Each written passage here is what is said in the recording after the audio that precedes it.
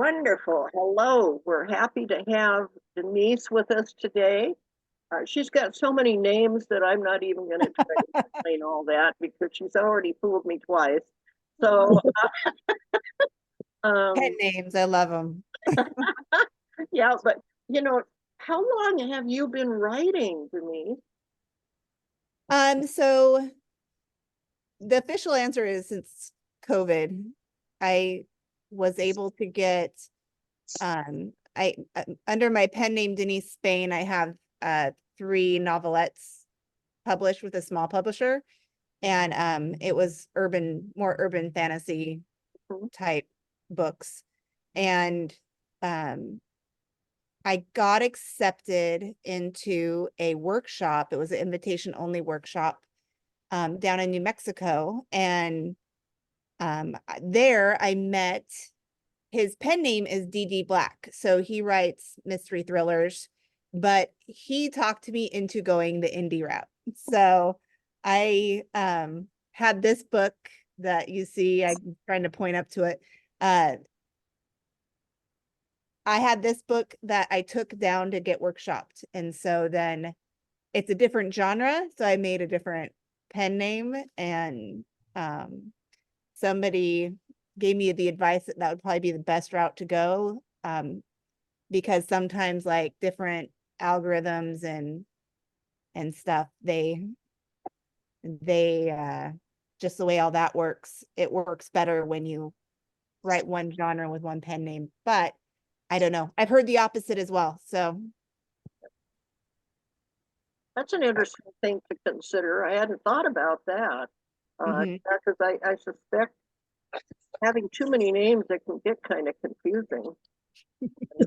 I have my real name. Denise Spain is actually my maiden name. Okay.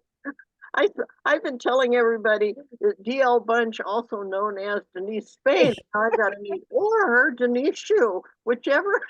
Yeah, Which, whatever one. I know. I have my that's multiple great. names, Great. but so yeah, it has something to do with like your Google SEO and all the Yeah. how everything is connected, like with your website and your marketing uh and your wherever you're selling your book. If you have as many things connected under the same name for that genre, it's however all that I'm not very techy, but it's however all those algorithms work. Sure. Sure. It can help get your name out there more for basically not like for free. Like it when somebody types in, say, post-apocalypse, then your book has more of a chance of popping up on the page, right? Mhm. Post-apocalypse books, it has more of a chance of popping up like on the first page. So Yeah. then they can see you more. It's kind of how it was explained to me. So Uh-huh. I don't know. So multiple pen names. There you go. Okay. Well, you're going to have to keep us up on how it works for you because I want to know, I'm what interested too. practice goes. Yep, I'm Yeah. interested too. Yeah. What drew you to write about as you say, post-apocalyptic story? Dystopian. I live near Hanford. I'm down in Tri-Cities area. I, but a lot of people think that that the post-apocalypse is about, it's more, I mean, it has a horror element to it, but it's like it's also about hope. And I think we have a lot of stuff going on in our world today, and a Mhm. lot of it feels like we're going that direction sometimes. But with post-apocalypse fiction, the end goal is to show hope, right? And that's kind of the trope. The end trope is to show hope. Mhm. Um, that there's all these horrible things that happen, and you have to find your way out of it. But in the end, it's usually a happy-ish ending. It's a hopeful outlook. We can figure this out. We can make things better. So that's kind of what drew me to that, if that makes Oh, sense. So like my trilogy, so this is All Things Lost. My second book that's at the editors right now is All Things Hidden.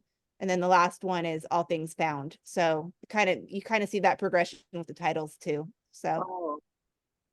That's two things now that I've learned already. I don't know. I guess hope isn't the thing that I thought No, of. most people don't, but Yeah. it's interesting because a lot of the reason why, and that's what I've found on so I go do research on different like Facebook groups and stuff. Mhm.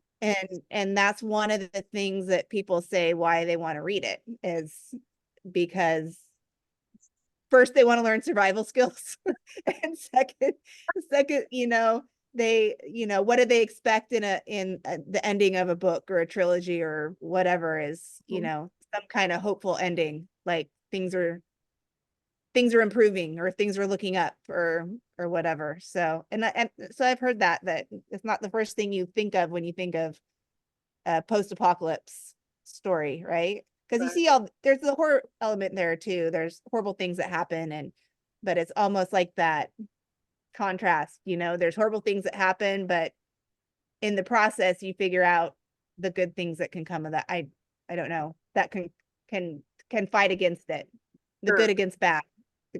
Well, it's an important point, I think, if people, people are getting used to having to face all sorts of difficulties. They may not be opposed to apocalypse, but sometimes they feel that way, what Yeah. people are going through. And so that kind of having that idea there that, you can work on it, you can maybe come up with a solution or at least a way to deal with it, and live with it. Yeah. So that's neat. Well, does anybody else have a comment here? Because I'm so excited about this, I'm gonna keep eating up all the time unless somebody wants to ask something else. Janet, Well, I just want to know, is it the same group of characters throughout the entire trilogy? Yeah. And Yeah. the way I kind of wrote it, and this might, not to I'm not trying to spin anything negative about my own work, but I have two different timelines. And so I know that can throw some people off, right? So, but it's kind of like the dystopian past, how that led to this future and what they have to find out in the future to solve the problem. So, and I kind of wrote it around like the world has gone through these resource wars. We're running out of water. There's a big drought. How did we get here? And then, the big bad things happen, uh, and then they have to figure out how to solve that problem and be, and become better, basically. And so, I hope that answered your question. Anybody else? Joan, you're muted. So, who did you publish this through? Who's it published with? I published this I went through Ingram Spark, so I did this one myself. My other three were through DLG Publishing, so that's the urban fantasy with my other pen name. So You've got good luck with Ingram Spark. actually I do. I've had good luck with them. I know I went to the 20 books to 50K conference, which is the big indie conference down in Vegas every year. I went to that this year and I found out a lot of information about D2D as well. I don't know, Linda, you might know some more about other self-publishing companies. I've had good luck with Ingram Spark.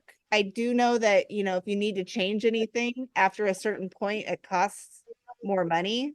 Like if you find a typo later on and it's 2 months later and you're like, oh, I need to fix that. It costs like $25 to fix. So you need to keep that in mind. I think D2D, I think you can have yours free. Like you can fix it for free, basically, if you find a typo or something that needs to be fixed later on. So, but I might be wrong. Don't quote me on that. I could be wrong, but How did you find their customer service? Did you have to deal with them? Because I went through a book with them and I thought their customer service was terrible. They and I haven't email had you with it and the next week and you oh, get it's on horrible. a ticket and it's horrible. And and so I'm having this, so this trilogy, I might go through them, but I think if I do another series of books, I might try D2D. Just because I've heard their customer service is a lot better. So I have heard that. I haven't had to deal with their customer service, so I couldn't speak to that. But yeah, What do those initials stand for? my name, Denise Lee. No, draft to digital. Draft to digital, yeah, D2D. So that one. Sorry. I thought you meant my initials. Yeah, see, you're just way ahead of some of us in with the language. Because I've only been doing this for many, many years and I still don't know much. So I hate to tell you. No, and I think with me, I think it's because everything's so fresh because I'm learning about it right now. Oh, sure. Yeah. And so it's like everything I've within these last 3 or 4 months, I've just so much information and trying to get all of it figured out. And Mhm. I I appreciate the fact that how much my small publisher did. I mean, I still had to do a lot of the marketing, but so I still had to learn on Yeah. that stuff. But as far as like the cover work and the editor and I mean all of that and the actual publishing piece, I didn't realize how much went into that until I had to do it on my own. Yeah, that's So the thing about that's self-publishing. It's like you almost, I mean, you have to become a publisher. And Mhm. people spend years to be publishers. So, and I think, well, you've got your hand up, but you're muted. So, there. Okay, yeah, perfect. Thank you. Happy Wednesday, everyone. Blessings. Thank you for joining us, Denise. Great of you to do a trilogy. I always say series are best, right? So a couple of questions like behind the scenes for the publishing journey. Did you get your own ISBNs or did your publisher give you some? Like, how did that work for you, that aspect?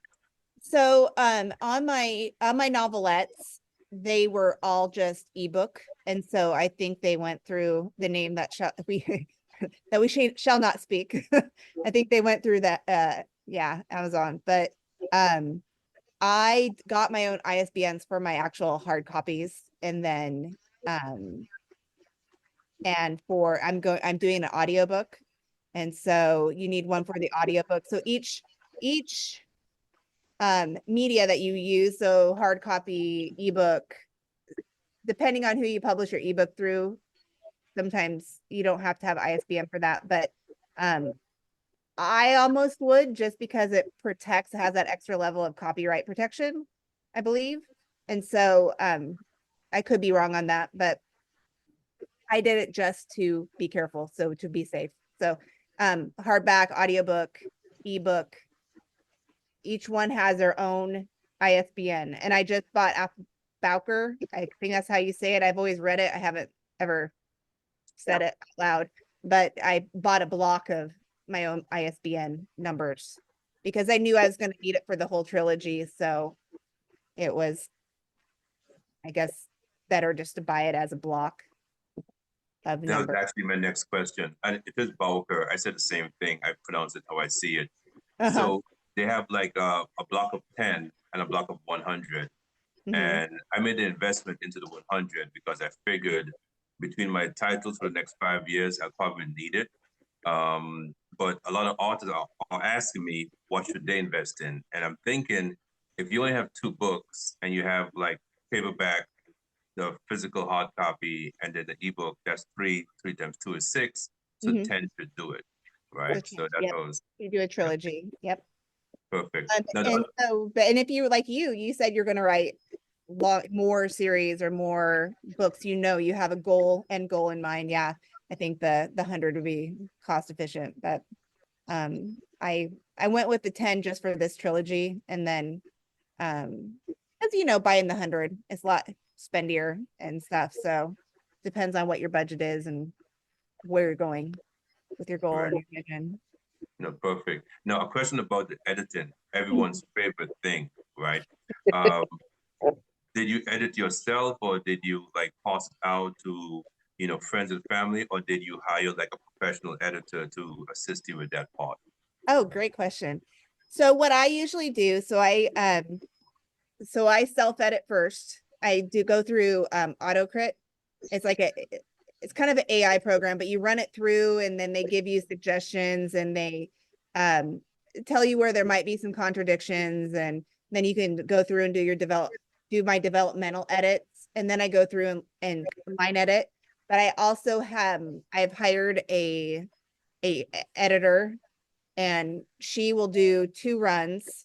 It usually costs me it costs me anywhere from $300 to $400 to have her edit, do 2 runs, do 2 run throughs. So she'll do a developmental edit, and then I will then make those changes and then get them back to her, and she does a line edit.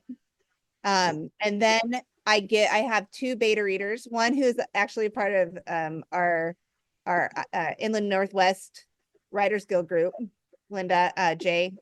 And then I have another writer friend that I kind of started this journey with. And so I have 2 beta readers, and then they give me some more feedback on, as readers, like, this didn't make sense to me, or change the dates, or whatever is still kind of lingering to them as a reader.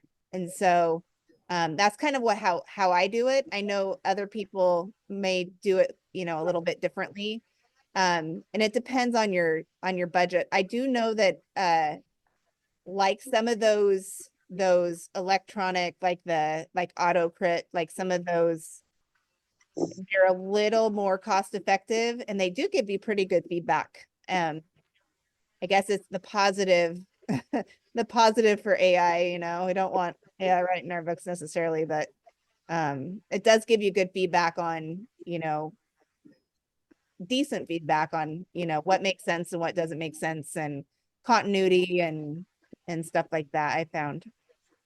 No, that's been my experience also, because sometimes the suggestion is weird, but sometimes it's like, oh, that's a pretty nifty way of looking at it. Mhm. One more question. All right. When it comes to the Can you line, hang on just a second? 'Cause yeah, go ahead. Joan's had her hand up for a long time, and hang on, Joan. Joan, did you have something you wanted to?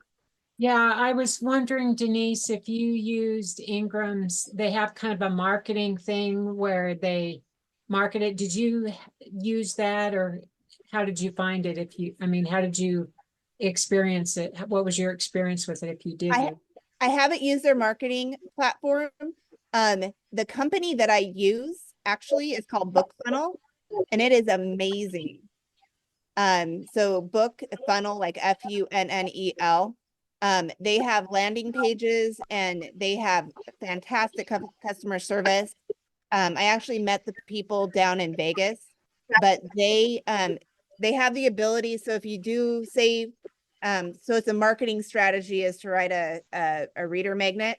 So you might write like a chapter, you have a chapter or a short story or something related to your books, or something else that you want to use as, they call it a reader magnet. So basically something that you're willing to give away for free, right?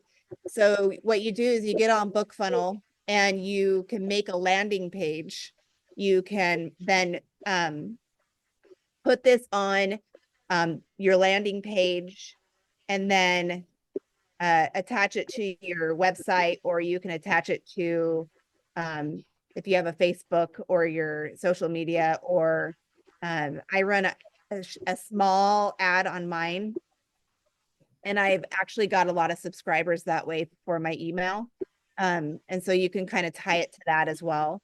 But BookFunnel has a lot of other marketing. You can do author swaps. So there's some pretty cool people on there that you can do like a newsletter swap. So you go on their promo page, and they have pages of promos, and you can filter it down by genre, and they have all genres.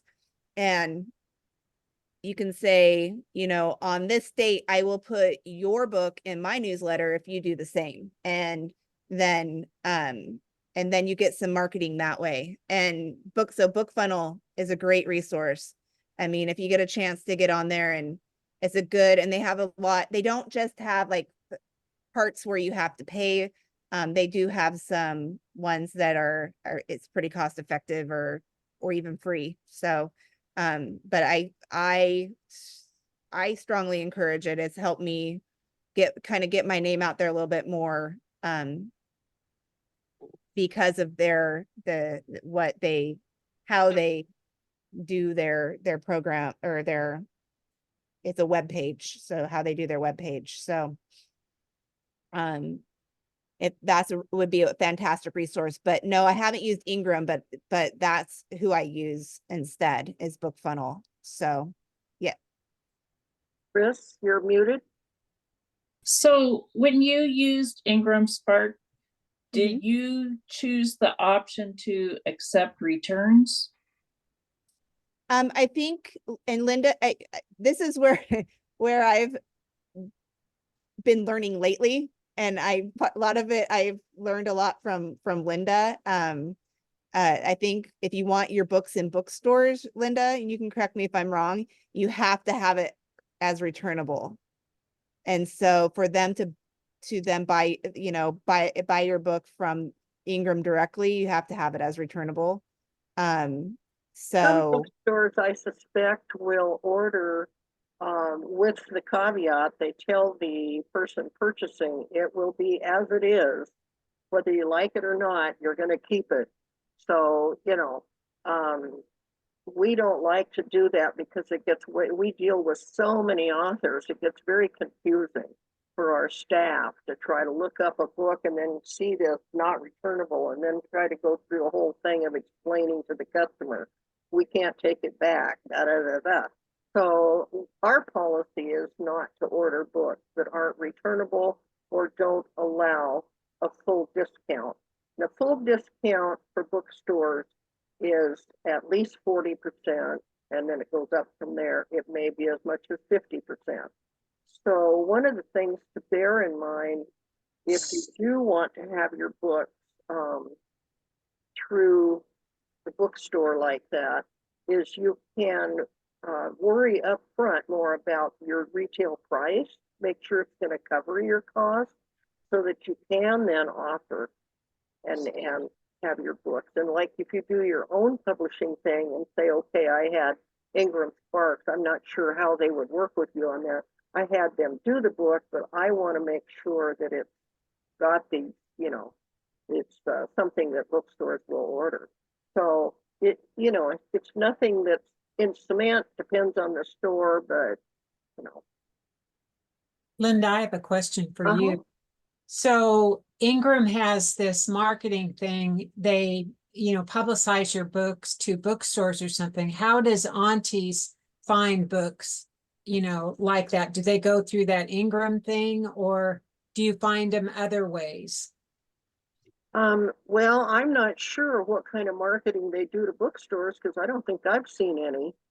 Now, if there is, no, let me see, who is that? IPG, Independent. There's a couple of places where books can be ordered, but just online, their books are there. Now, maybe they pick books and do some kind of an attention-getting thing, or maybe they go out somewhere and promote books, but I can't imagine how they would do it to all the bookstores at once. The most of the marketing that's done by regular publishers, and I say regular, I apologize for that, but the major publishers that handle everything, they just spend money and they go into newsletters and publishers. I get it all the time. I purchase a subscription to a magazine, and it's for the industry, and so there may be ads in there, and Ingram may in fact put ads in there. I don't know. I almost look, we talk about time, and I don't have time to read all of it, so I just kind of glance through. I get just the online versions. I don't get the magazine anymore. So Is that just for bookstores? That that thing? publication, Yeah. No, I think anybody can subscribe to it, but, and it's really weird because my mind's blanking on it. Publishers Weekly, Oh, okay. yeah. So you could check that out and see if you're allowed. And just, just, I think you could buy it and just, have an online thing so you get it sent to you, but it's not cheap. It's, not expensive for me. I think it's 140 or something a year. Um, and I get something pretty much every day from him. So, Joyce, Yes, Denise, who'd you go through for your audiobook?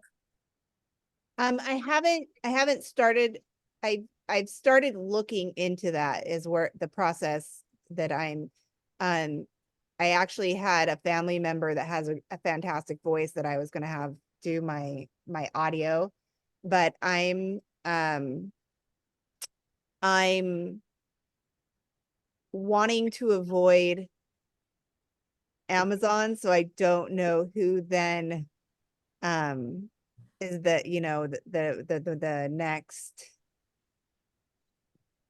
company then to go through to self-publish an audiobook. I So received the links from, we had our guild meeting last month. We had someone representing out of Canada, representing an indie publishing hybrid, and she had told me she had info, and she just sent me the link to two of the audiobook companies that she was recommending for that. And I just got those links, so I haven't had a chance to check them out yet. But I'm going to do some research on that, and we may be having someone at one of the guild meetings, and then we'll try to record that too. I'd be interested. That'd be Yeah. good to I know. think a Yeah. lot of people are asking about that nowadays. We do have another publisher, Atmosphere Press, which is another hybrid, and they're going to be in our meeting this month, which I think is next week, is it? No, 2 weeks from now. And so there'll be that. And so I'm trying to bring in now more and more of the hybrid published small presses, audiobook people, so that you can get a more of a broad overview of who's available and stuff. But I am trying to avoid the bad people. They're just out to rip you off. So that takes a bit of research. I have to look for things like people who have used them and what they, seem to think of them and all that. And I don't know if you put your hand up again, Dwight, or if it's still up for all this time, but I know you asked Denise if she's in the chat we've got going here, if she would be interested in doing a podcast with you. And then I put my Oh, my good, email. good. Mhm. Good. And that's for anybody. If anybody has any questions, I'm always, I feel like I've been putting in a lot of research lately, so I could at least point people in the right direction. I would hope so. I think, Definitely. yeah. And the place where I received the largest amount of information was the Vegas conference, but then people are needing to find time and all this. A lot of their like the different sections for the conference, they're actually on YouTube for free. So Can you type in the name of the organization that does Yeah. that, so that I can, because I send out a 20 books. newsletter. I try to every month, and I'll try to put some of this in there, some of the links. And 20 books to 50K. And then but the actual conference is changing to Author Nation this year. They kind of did a switch over. So this year was the last year that the old leader Craig Martell did it. He has been having health issues, and so he turned it over to but I mean, they still have a presence on, they still have a presence on 20 books 50K. So they still have 20 books still has a presence on Facebook, but Author Nation is the one putting on the conference next year, and it's in November. So they've been putting out they've been wanting information and input on ideas for what to have at their conference. So they try to tailor it to indie authors specifically, but there's a lot of different resources and a lot of different companies that come. So yeah, so it was a good one. I learned a lot. I mean, I'm still trying to process all the information I received and learned from that conference. I have notes and notes and notes, and I just need to find the time to go back and look through them. Joan was asking about the sound room in the Spokane library. I know Dwight used that. You can go in there and it's free, and they will, if you have someone who can read your book there, I think they help you record it and do That's all good that. to know. So, and we may be promoting it soon, and they may get overloaded with people. So, you know, be sure to be real polite when you talk to them. But And actually, if I can speak on that, I was going to mention that they have a waiting list. You can find the resource online on the Spokane Library under audio room, and it's about 4 or 5 months out. You know, that's how popular it is. So I waited about 2 months before I was able to record my book.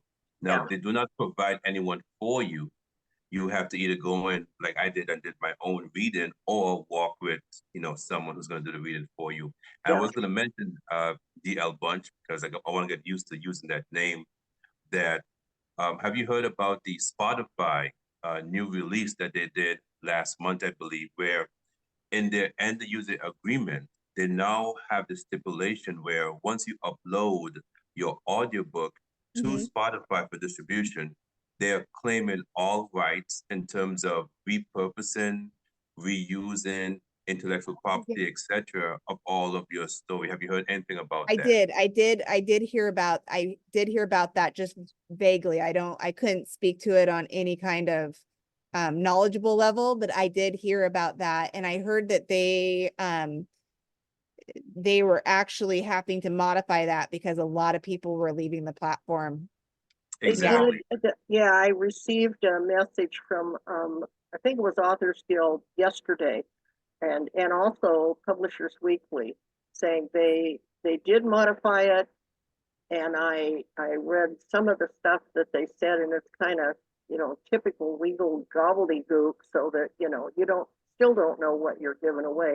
But somebody is fighting to get them to be very point blank about what they will not do, so that, you know, to make them say, we will not do this or this or this, so that you know, will be safer. So I would not upload at this point until they get that solidified. And Authors Guild, I'm a member of that, and I get a lot of updates on what's going on with all this. And they do, you know, they tell us if people are suing over this and that. So yeah, it's a good.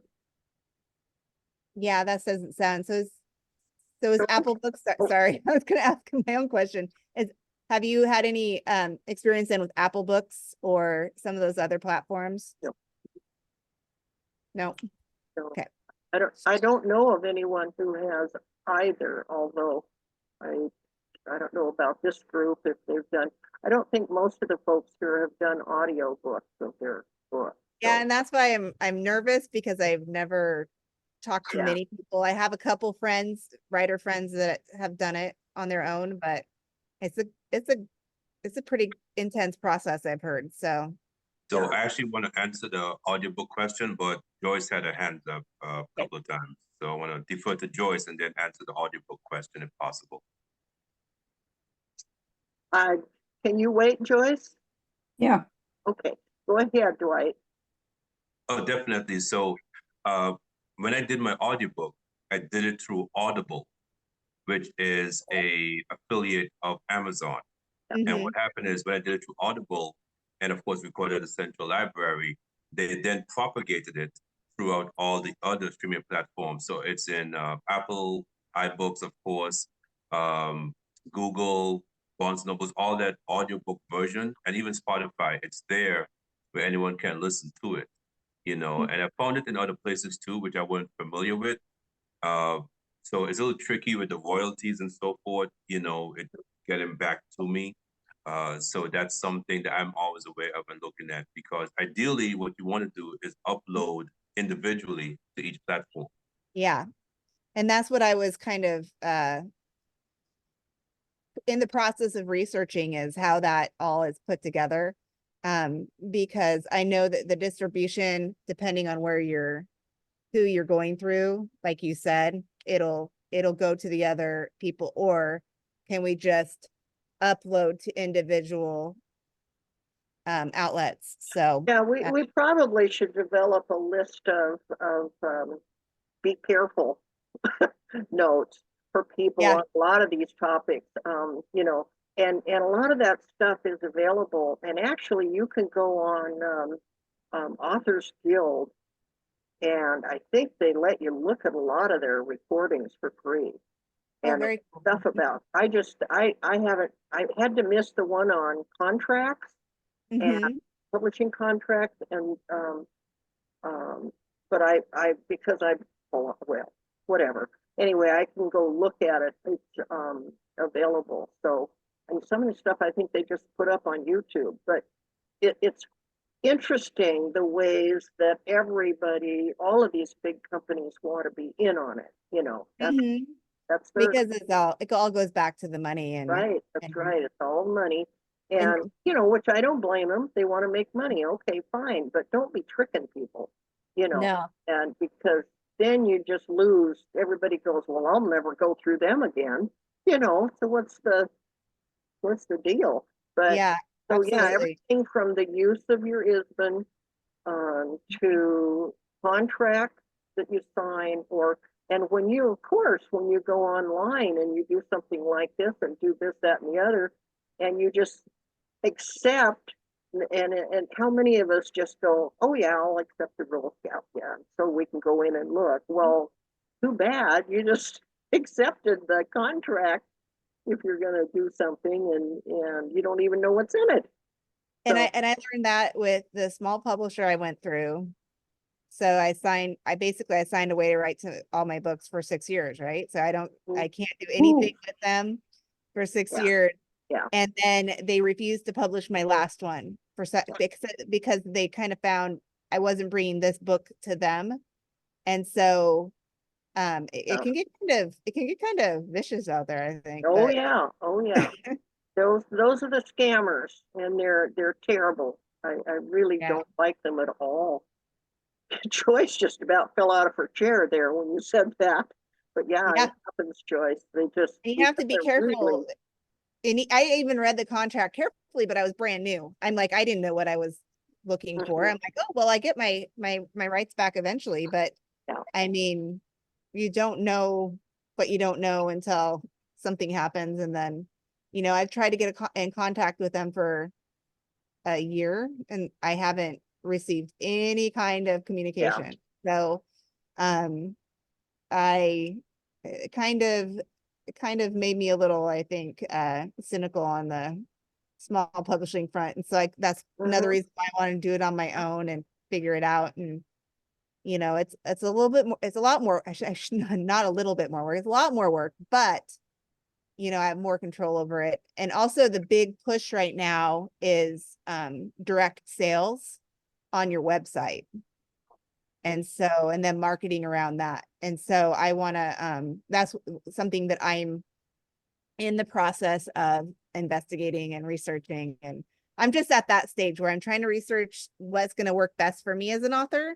And I think mhm. people have to do that, to see what's going to work best for them. And, but just be careful of people trying to, you know, because it could sound great because you're like, oh, somebody wants my work. and Yeah, then yeah.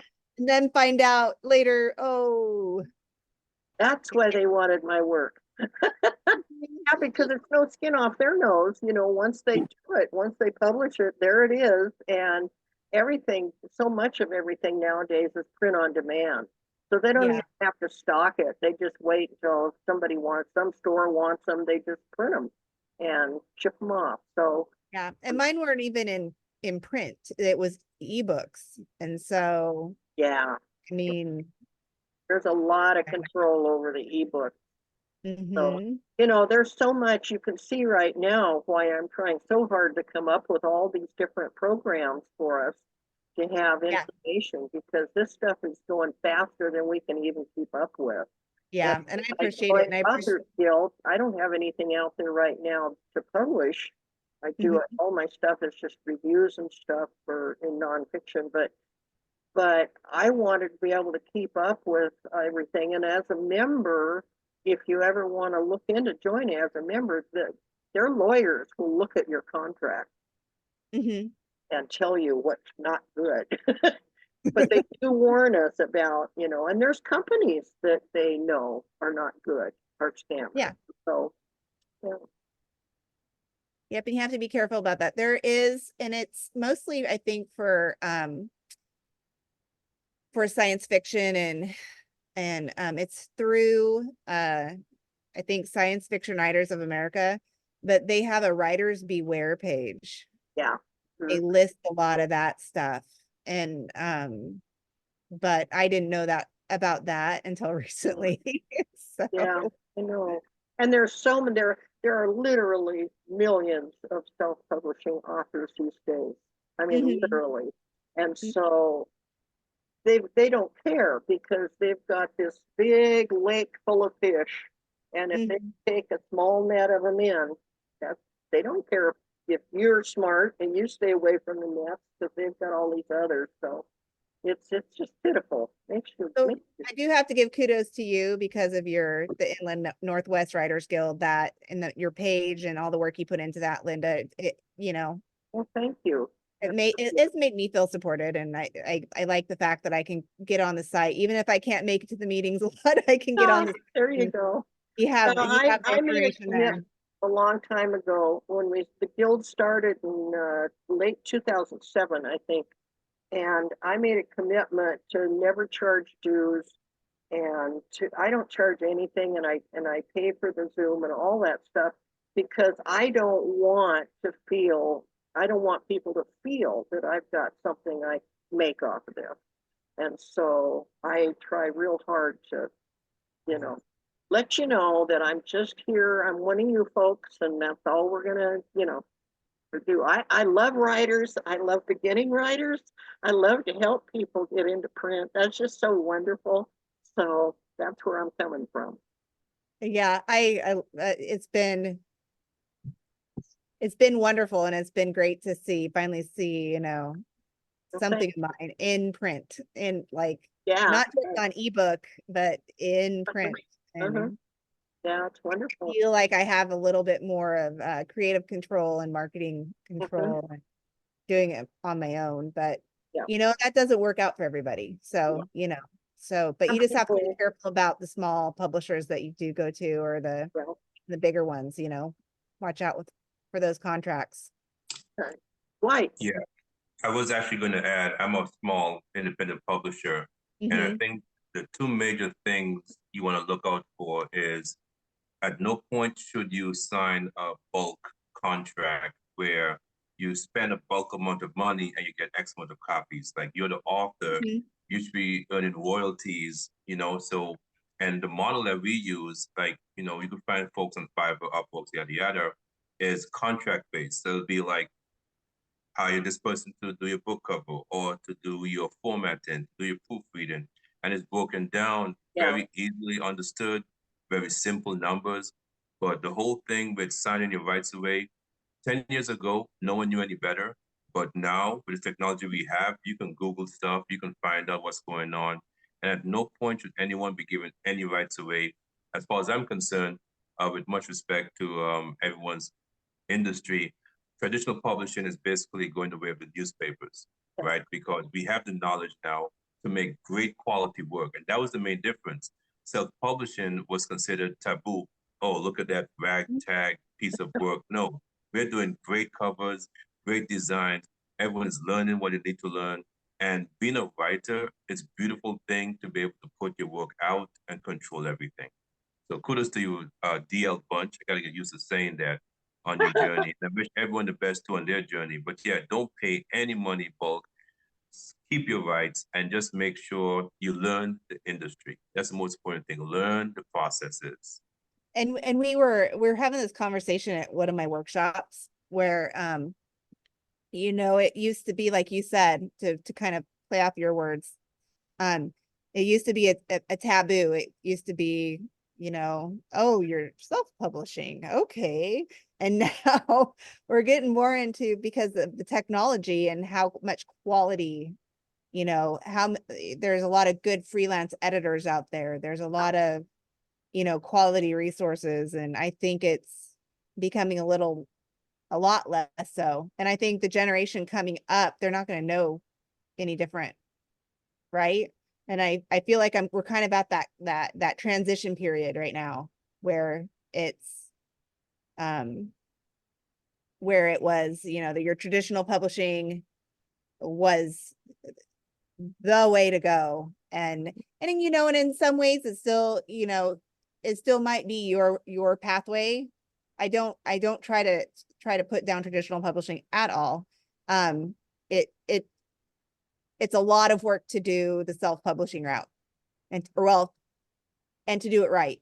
And so you have to do what you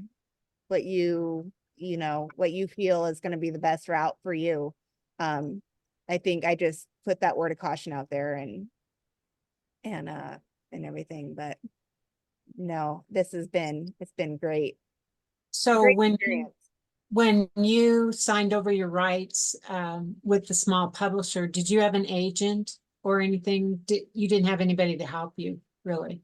No, and so I was going off, it's called Submission Grinder. So you find places that are accepting submissions. And so it's called Submission Grinder. And which is good. It's a good program that, you know, it's just that. So then I went through them and I found, oh, this place is looking for submissions. And all I did was I looked on their webpage. They had a lot of books. And I think I had a good experience at first. They had a fantastic editor, you know, communication was great.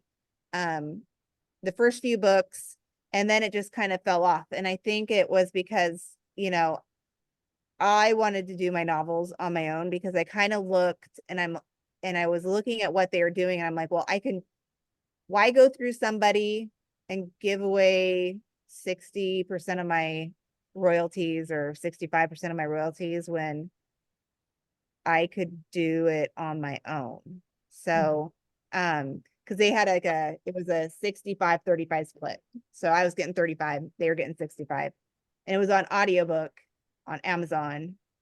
Not audiobook, excuse me, ebook on Amazon. And so I just kind of got into that mindset. Well, if they can do it, I can do it. And maybe I can have more control of my product, right? Of my books, and be able to you know, actually have a printed book and be able to go to bookstores and do what I'm doing now.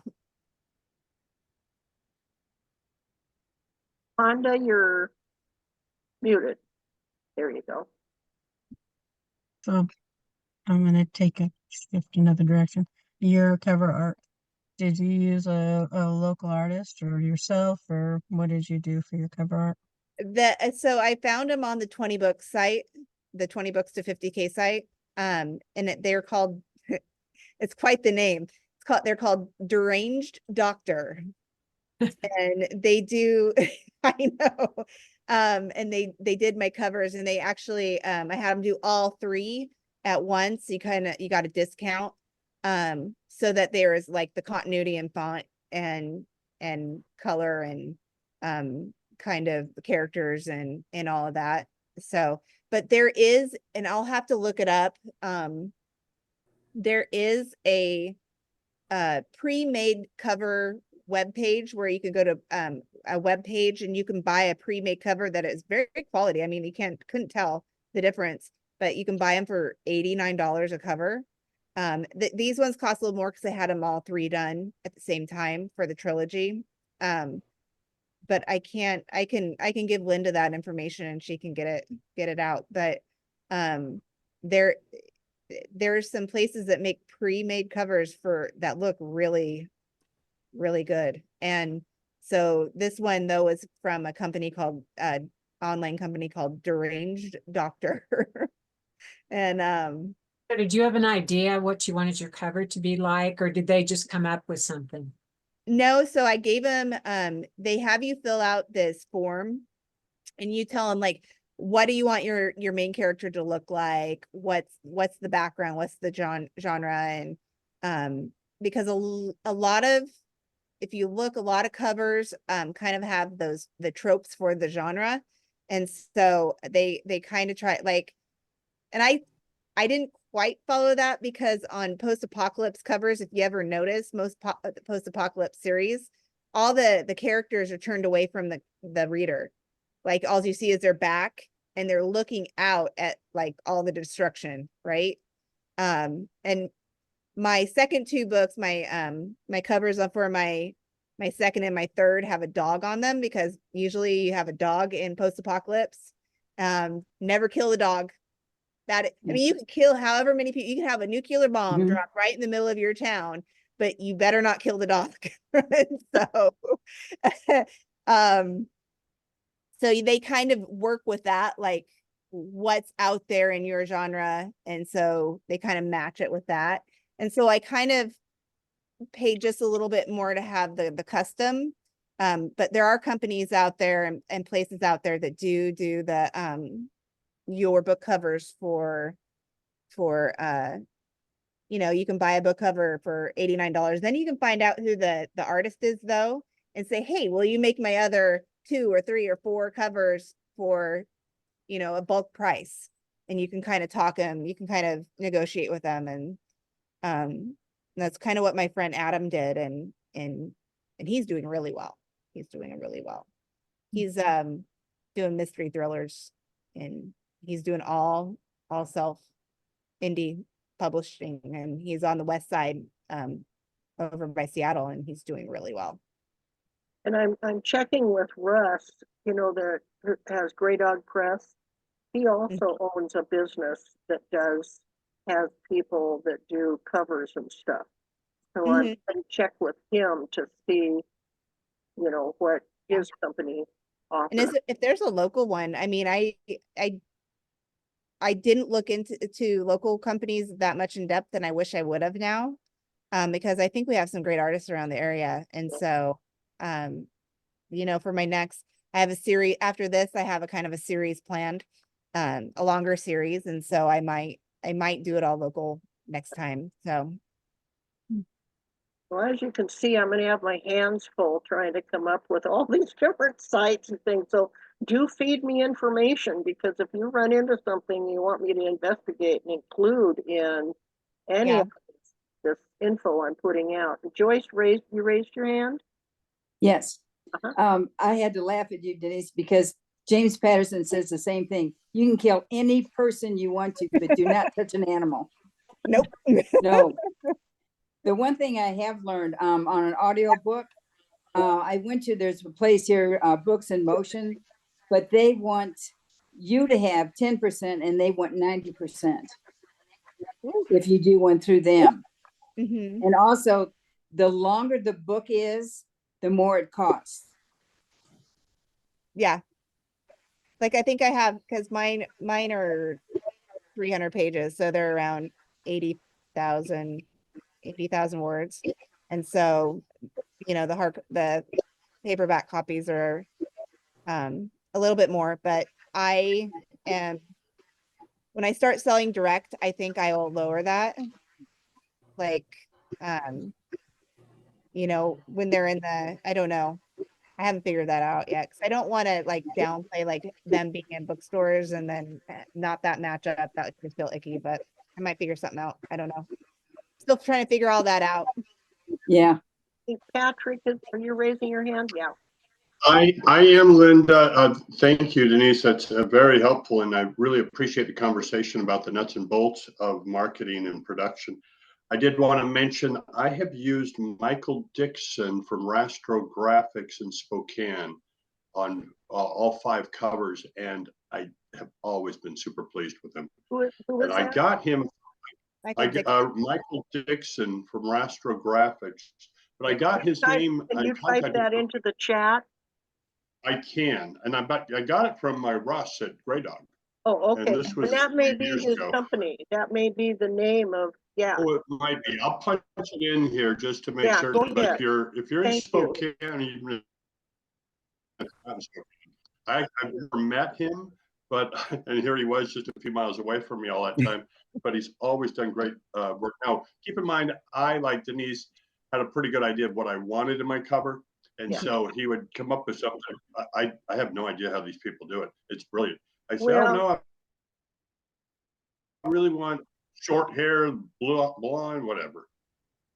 It really is amazing. Happening a lot now is a lot of the freelancers and stuff, they're using AI to come up with the covers. So you tell them everything your book's about and what you want and blah, blah, blah. They feed that all in, and AI says, here, look at this. So, Yep.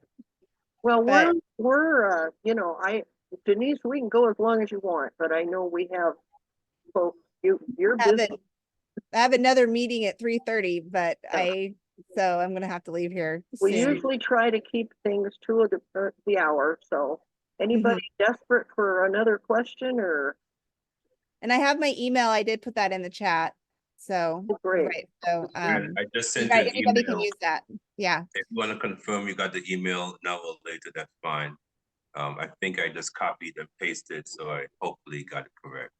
Yeah, and if you lose anything, let me know. got I it. can always provide it to you, so. Yep. I try So to act, what I am is, those doors like into the post office, they're small, they're circular, and you step in and you push and you go, that's me. So, hey, whatever you want to feed into that spinning door, let me know, and it'll come out the other. we appreciate it, Linda. Sure, glad to help. Thank you for Well, thank saying. you, Denise, for coming. And thanks, Linda. Yeah, thank you so much, Denise. It's been wonderful. I appreciate it. Thank you. Everybody for your support. You guys have a wonderful, you. wonderful Thanks, month Denise. or week or whatever you're going to have. Yeah. Say hi to your kids, Denise. Oh, I will. Yeah. Thank you guys. Thank you. This is great. Thank you. Talk to you later.